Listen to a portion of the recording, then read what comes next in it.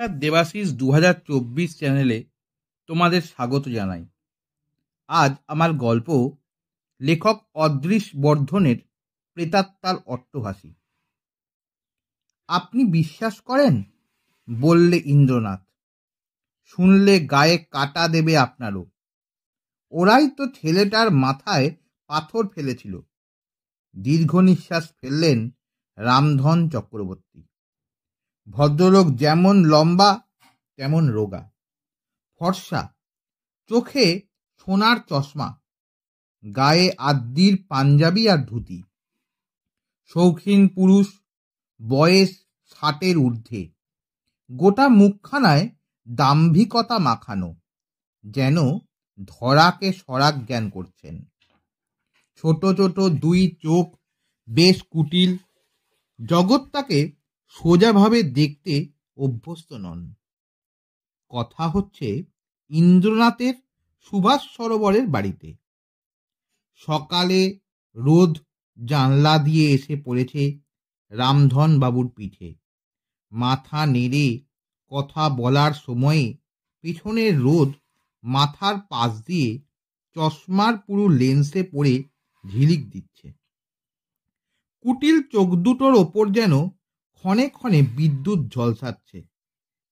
রৌদ্র পুলকিত চোখে দুটোর দিকে একদৃষ্টে চেয়ে রইল ইন্দ্রনাথ। বললে, জায়গাটা পাহাড় ঘেরা? হ্যাঁ।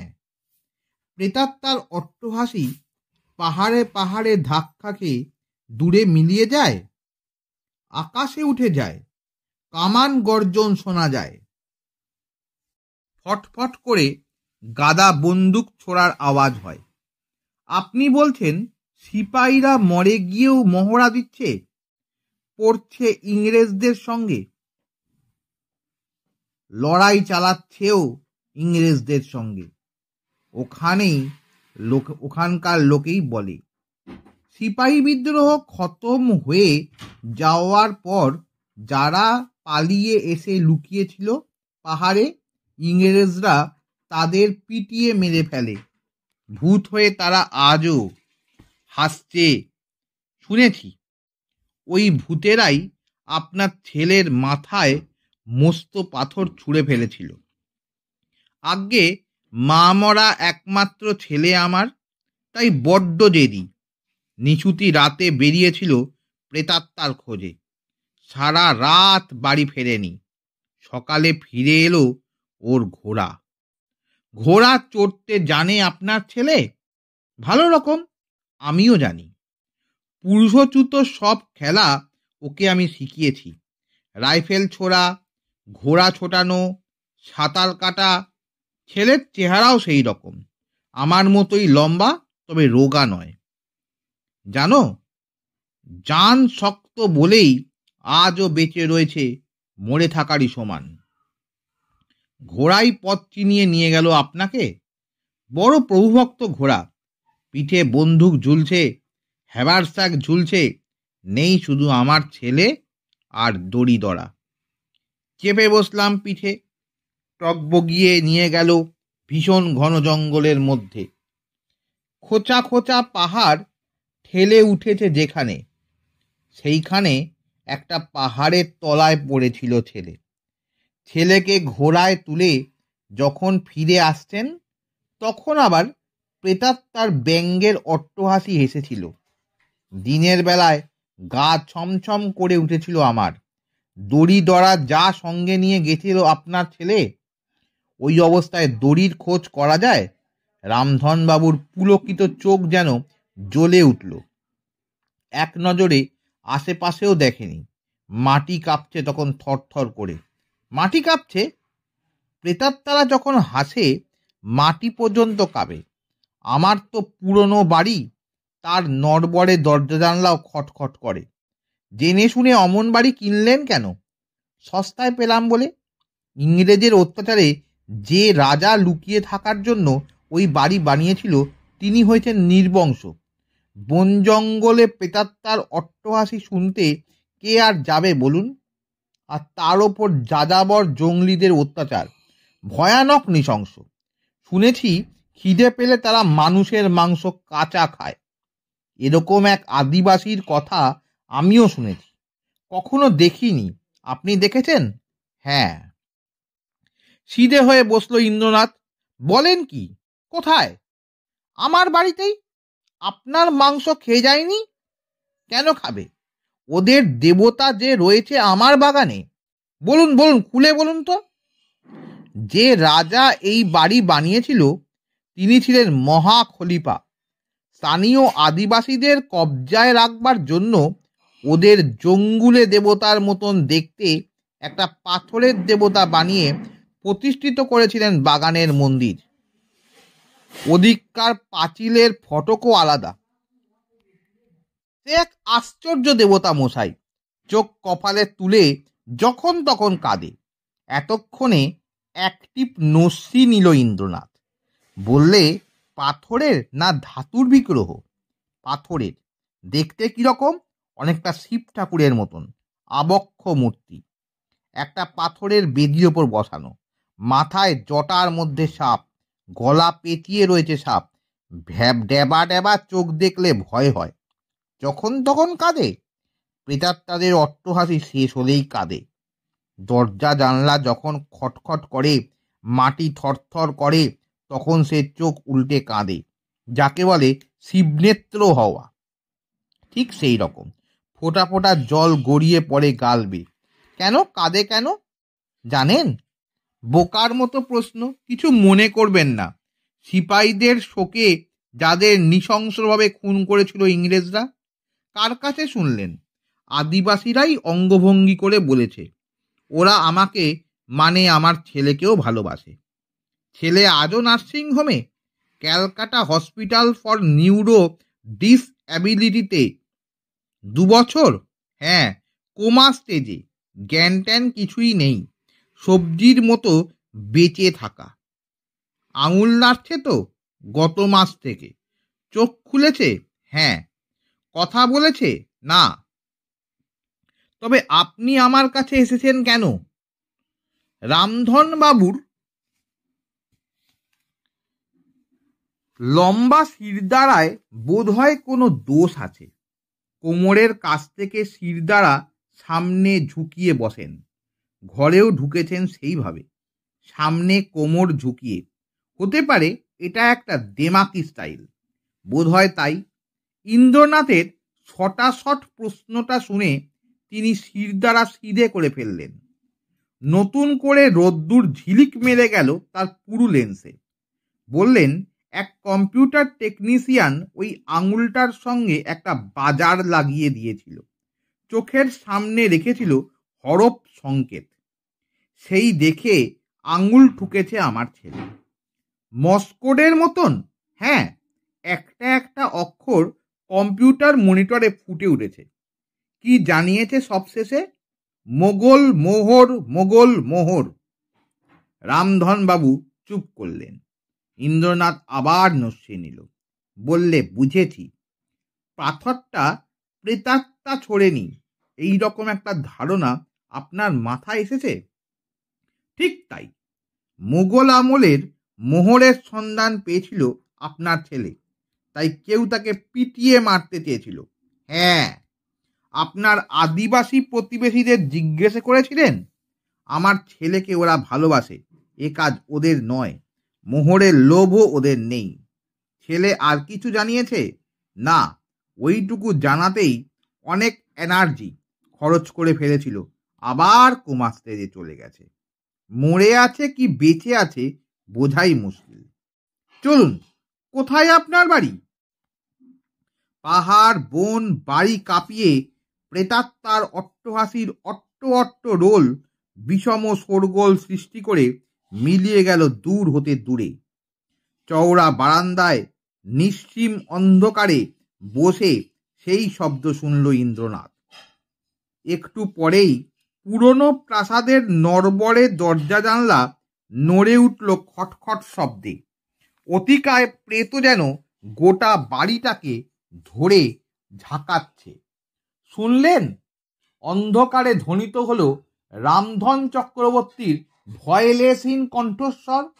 এসবই আপনার গা সওয়া হয়ে গেছে দেখছি। তা হয়েছে, আপনি ভয় পেয়েছেন? অন্ধকারেই শোনা গেল ইন্দ্রনাথের অস্ফুট হাসি। মজা পেয়েছি। আপনার অনুগত প্রজারা কি এখন দেবদর্শনে আসে? আদিবাসীরা? না। উঠুন, কোথায় যাবেন? বিগ্রহ দর্শনে। বাগান তো নয়, জঙ্গল। টর্চের আলোয় পথ দেখিয়ে নিয়ে গেলেন রামধন বাবু। দেমাকি স্টাইলে তিনি এখন হাঁটছেন শিরদাঁড়া সামনে ঝুঁকিয়ে। দেউলের সামনে এসে টর্চ ঘুরিয়ে দেখালেন। বলেন, শিব মন্দির বলে মনে হচ্ছে না? ইন্দ্রনাথ বললে, ভিতরে চলুন। পাথর বাধাই চত্বর পেরিয়ে নিচু খিলেনের তলা দিয়ে রামধন বাবুর পেছন পেছন বিগ্রহের সামনে গিয়ে দাঁড়ালো ইন্দ্রনাথ। আবক্ষ শিবমূর্তি জঙ্গলিদের হাতে বিকট চেহারা নিয়েছে। যে বেদিতে বসানো সেটা লম্বায় চওড়ায় প্রায় 10 ফুট, চতুষ্কোণ, পাথর দিয়ে তৈরি। রামধন বাবু শটান টর্চ মেরেছিলেন বিগ্রহের চোখের ওপর। বললেন, দেখছেন? দেখছি। বিগ্রহের ডেবা ডেবা চোখের মণি একটু একটু করে ওপরে উঠে যাচ্ছে। একেবারেই উঠে গেল। চোখের সাদা অংশ ছাড়া কিছুই দেখা যাচ্ছে না। লাফিয়ে বেদির ওপর উঠে পড়ল ইন্দ্রনাথ। পকেট থেকে বের করলো কম্পাস। ছুচলো মুখ দুটো দিয়ে চোখের সাদা অংশ মেপে বলল, প্রায় 1.5 ইঞ্চি। গুরুগম্ভীর গলায় পেছন থেকে রামধনবাবু বললেন, কাজটা ভালো করলেন না। পবিত্র বেদিতে পা দিয়েছেন, আদিবাসীরা যদি জানতে পারে। চোখের তারা নামছে, বললে ইন্দ্রনাথ। টর্চের জোরালো ফোকাসে দেখা গেল সেই অভাবনীয় দৃশ্য।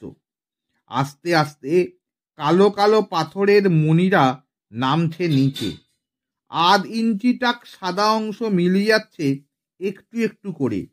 এক ফোঁটা করে জল উপচে পড়ল প্রতি চোখে। গড়িয়ে নেমে এলো পাথরের গালবে। আবেগহীন গলায় বললেন রামধন বাবু, নিহত সিপাহীর চোখে আজও কেঁদে চলেছে পাথরের দেবতা। সঙ্গে বাতলে দিচ্ছে মোগল মোহরের হদিশ। এই পাহাড় জঙ্গলে নদী কোথাও নেই। অন্ধকার বারান্দায় ফিরে এসে বললে ইন্দ্রনাথ, কিন্তু একটা ঝর্ণা আছে। পাহাড়ের গুহা থেকে লাফিয়ে বেরিয়ে এসে নিচে নেমে পাতালে ঢুকে গেছে, বললেন রামধনবাবু। ফল্গু নদী হয়ে গেছে? হ্যাঁ, ঝর্ণার জল পাহাড়ের গুহা থেকে বেরোচ্ছে। নিশ্চয়ই আরেকটা ফল্গু নদীর জল। নিশ্চয়ই এখানকার পাহাড় জঙ্গল এমন কিছু উঁচু নয় যে সেখানকার জমা জল গড়িয়ে এসে নদী বানাবে। ফল্গু নদী পাহাড়ের অত উঁচুতে উঠে তোড়ে গুহা দিয়ে বেরোচ্ছে কি করে, তা নিয়ে কিছু ভাবেননি? না। কেন ইন্দ্রনাথ বাবু? আপনার ছেলে ভেবেছিল, তাই মোগল মোহরের সন্ধান পেয়েছিল। বিগ্রহের কান্না তার মনে প্রশ্ন জাগিয়েছিল। বিজ্ঞান জানা মন নিয়ে সে প্রশ্নের সমাধান করেছিল। রামধনবাবু, আপনার ছেলে একটা রত্ন। অন্ধকারে শোনা গেল রামধন চক্রবর্তীর পাজর খালি করা নিঃশ্বাস। তালে তাল দিয়ে প্রেতাত্মার অট্টহাসি হাসল ঠিক এই সময়ই। প্রাসাদের দরজা জানলাও কাঁপল ঠকঠকিয়ে। আওয়াজ থেমে যেতেই ইন্দ্রনাথ বলল, বরিশাল কামান নির্ঘোষের ঘটনা জানেন? সেটা আবার কি? গোটা পৃথিবীতে জানে। যার নাম চাল ভাজা তার নাম মুড়ি। বরিশাল কামান, মিস্ট প্রোফার্স আর বাতাস কম্প একই জিনিস। ব্যাখ্যা করুন। অদ্ভুত বিস্ফোরণের শব্দ পৃথিবীর নানা জায়গায় শোনা যায় আজও। ভূমিকম্প বা বাজ পড়ার সঙ্গে সেসব আওয়াজের কোনো সম্পর্ক আছে বলে মনে হয় না। ডিনামাইট আবিষ্কারের আগে অথবা শব্দের চেয়ে বেশি স্পিডে এরোপ্লেন উড়ে গেলে বাতাস ফেটে পড়ার অনেক আগে থেকে এই আওয়াজ শোনা যায়। উত্তর সমুদ্রের নাবিকরা শুনেছে ঠিক যেন গুরু গুরু গুম গুম শব্দ গড়িয়ে যাচ্ছে দূর হতে দূরে। ওরা তার নাম দিয়েছিল মিস্ট প্রোফার্স। 1896 সালে বিলেতের নেচার কাগজে বেরোলো অবিশ্বাস্য সেই খবর।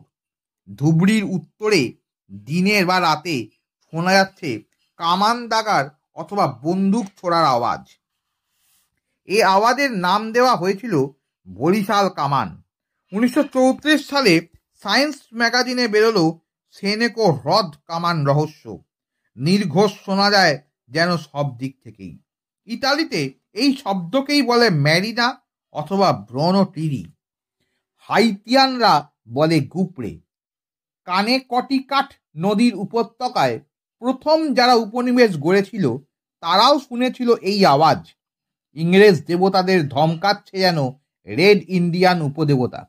ওখানেই এই আওয়াজের নামকরণ হয়েছিল মুডাস। বাড়ি কাঁপিয়ে ছাড়ত। রামদানবাবু বুঝলেন কিছু না। তার জন্য লজ্জা পাবেন না।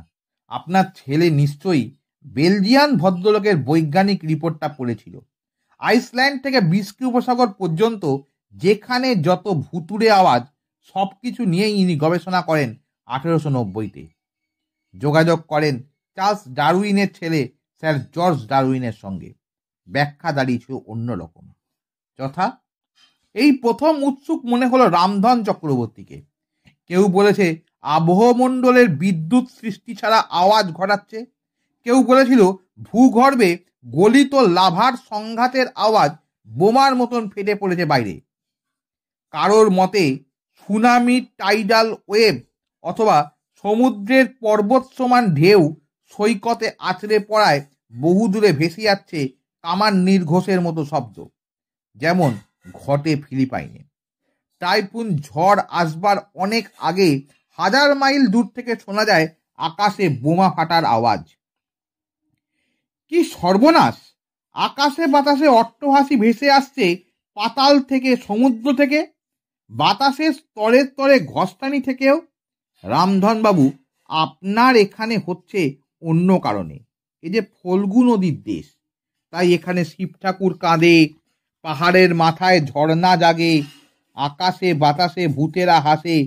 যা বলবো তা করতে পারবেন? সাহস আছে? অন্ধকারে চেয়ার সরে যাওয়ার আওয়াজ হলো। উঠে দাঁড়িয়েছিল রামধন চক্রবর্তী। প্রেতাত্মারা অট্ট অট্ট হেসে উঠল ঠিক এই সময়ই। দরকার ছিল একটা শাবল আর একটা কোদালের। জোগাড় করে দিলেন রামধনবাবু। পাথরের খাদে চার মেরে শিবমূর্তিকে উল্টে ফেলে দিল ইন্দ্রনাথ। খুব সহজে অবশ্য নয়। ইন্দ্রনাথ বলেই পেরেছিল, কিন্তু ঘেমে নিয়ে গিয়েছিল। মুচকি হেসে বলেছিল, কি বুঝলেন? ঢোক গিললেন রামধনবাবু। মানে হচ্ছে বিগ্রহ আগেই উল্টানো হয়েছিল। পাথরের জোরে শাবল মারা স্পষ্ট দাগ দেখলাম। ঠিকই দেখেছেন, সিমেন্ট দিয়ে দাগ বুঝিয়ে দেওয়া হয়েছিল। আপনার ছেলের কীর্তি। রামধনবাবু নিশ্চুপ। বললে, টর্চটা আমাকে দিন। পাশে এসে দাঁড়ান। কি দেখছেন? টর্চের ফোকাস আলোকিত করে তুলেছে ভেতরের কুয়ো। জল বেশি নিচে নেই। টর্চ ঘুরিয়ে বিগ্রহের চোখে ফোকাস করল ইন্দ্রনাথ। চোখে আঙুল দিতেই চোখ সরে গেল ওপরের দিকে। মার্বেল গুলিতে আঁকা চোখ, ফাঁপা গুলি। টর্চ এনে এবার উল্টানো বিগ্রহের তলদেশে ফোকাস করতে চক্ষু স্থির হয়ে গেল রামধনবাবুর। ভেতরটা বিলকুল ফোপড়া, শ্যাওলা ভর্তি। জল চুয়ে পড়ছে শ্যাওলা থেকে। প্রেতাত্মারা হেসে উঠল আকাশে। কুয়োর জল দমক মেরে মেরে উঠতে লাগলো উপরে। গম্ভীর নিনাদের ওপর গলা চড়িয়ে ইন্দ্রনাথ বলল, ওই জল নিচ থেকে উঠে এসে ফোপড়া শিব ঠাকুরের মধ্যে ঢুকে ঘুরিয়ে দিত চোখের গুলি। জল গড়াতো চোখে কুয়োর জল নেমে গেলেই। প্রায় আর্তকণ্ঠে বললেন রামধনবাবু, কুয়োর জল যে উঠে এলো। করে শিব ঠাকুরকে যথাস্থানে বসিয়ে দিল ইন্দ্রনাথ। হৌস আওয়াজ শোনা গেল বিগ্রহের মধ্যে। উল্টে গেল চোখের তারা। নেমে এলো ক্ষণ পরেই। জল গড়িয়ে পড়ল গাল বেয়ে। ফল্গু নদীর জল। বাগানে বেরিয়ে এসে বললে ইন্দ্রনাথ, এখানে যেমন কুয়ো দিয়ে উঠছে, পাহাড়ের গায়ে তেমনি গুহা দিয়ে ঝর্ণা হয়ে ঝরছে। আর হাসির আওয়াজ? হাসি বলে মনে করলেই হলো। বুম বুম শব্দের ধ্বনি আর প্রতিধ্বনিকে প্রেতাত্মার অট্টহাসি বললে খাপ খেয়ে যায় নিহত সেপাইয়ের বাহিনীর সঙ্গে। সমুদ্র এখান থেকে বেশি দূরে নয়। সৈকতের পাহাড়ি গুহা পেয়ে ঢেউ আছড়ে ঢুকছে, বাঁকে বাঁকে ধাক্কা খেয়ে আওয়াজ সৃষ্টি করছে। ফল্গু নদীর জল বাড়ছে, শিব ঠাকুরের চোখ নড়ছে, ঝর্ণা সৃষ্টি হচ্ছে। আর মোগলমোহর, আপনার ঘোড়া পথ চিনিয়ে নিয়ে যেতে পারবে তো? কোথায়? যেখানে আপনার ছেলে পড়েছিল? পারবে। খোঁচা খোঁচা পাহাড়ের চূড়াগুলো বল্লমের মতন মাথা উঁচিয়ে রয়েছে আকাশের দিকে। জঙ্গল এখানে এমনই ঘন যে ভাষা দিয়ে বর্ণনা করা যায় না। সবে ভোর হয়েছে, ঘোড়া চিহি ডাক ছাড়ল একটা পাহাড়ের পাশ দাঁড়িয়ে। অদ্ভুত পাহাড়, ছুরি দিয়ে মাখন কাটার মতো লম্বালম্বি কেটে আটখানা করা হয়েছে যেন। ঘোড়া দাঁড়িয়ে আছে পাথুরে দেওয়ালের গা ঘেঁষে, পা দিয়ে ঠুকছে একটা পাথর। চিৎকার করে উঠলেন রামধনবাবু, ওই ওই সেই পাথর, ওই পাথরগুলি চুরমার করেছিল আমার ছেলের মাথা। হেট হয়ে পাথরটার চেহারা দেখে ইন্দ্র বললে, এ তো খসে পড়া পাথর। খসে পড়া? আকাশ থেকে নয়, এই পাহাড়ের মাথা থেকেই। কি বলছেন? আপনার হীরের টুকরো ছেলে যে কোনোভাবেই হোক এই পাহাড়ের কোথাও মোগল মোহর আছে। দড়ি দড়া নিয়ে উঠেছিল পাহাড়ে, আলগা পাথরে পা রাখতেই আছড়ে পড়েছে নিচে, আর পাথর পড়েছে মাথায়। ও মাই গড! এই প্রথম ইংরাজি ভাষণ ছাড়লেন রামধন চক্রবর্তী, যা তার পরিপূর্ণ বঙ্গসজ্জায় নিতান্তই বেমানান। তারপরেই অবশ্য বললেন খাঁটি বাংলায়, পাহাড়ে উঠেছিল কেন? কেন? গুহার মধ্যে দড়ি ঝুলিয়ে নামবে বলে। নেমেও ছিল নিশ্চয়ই। দড়ি দড়া নিয়ে এসেছিল ঘোড়ার পিঠে, কিন্তু মনে হয় কিছুই পায়নি। পেলেও সে কি আর আছে? ঘোড়া যা জোরে ছোটে ফিরে গিয়েছিল, হয়তো বন জঙ্গলেই পড়ে গেছে। বন্দুক আর হ্যাভারস্যাক তো পড়েনি। রামধনবাবু, পাহাড়ের মাথায় নিশ্চয়ই গুহা আছে।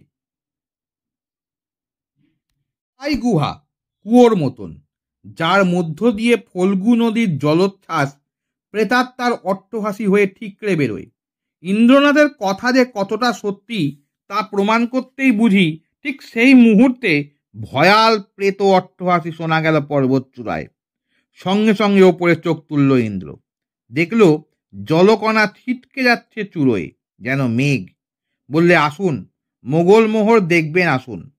ওরা এখন দাঁড়িয়ে পাতাল গর্ভে। পর্বত চূড়ায় সত্যি পাওয়া গেছে খাড়া কুয়োর মতন গর্ত, দড়ি ঝুলছে তার মধ্যে। সেই দড়ি বেয়ে একে একে নেমে এসেছে দুইজনে। বেশি দূর নামতে হয়নি, কুয়োর গা থেকে একটা গুহা চলে গেছে নিচের দিকে। এ গর্তে জল নেই। গর্তের শেষে একটা গর্ভগৃহ।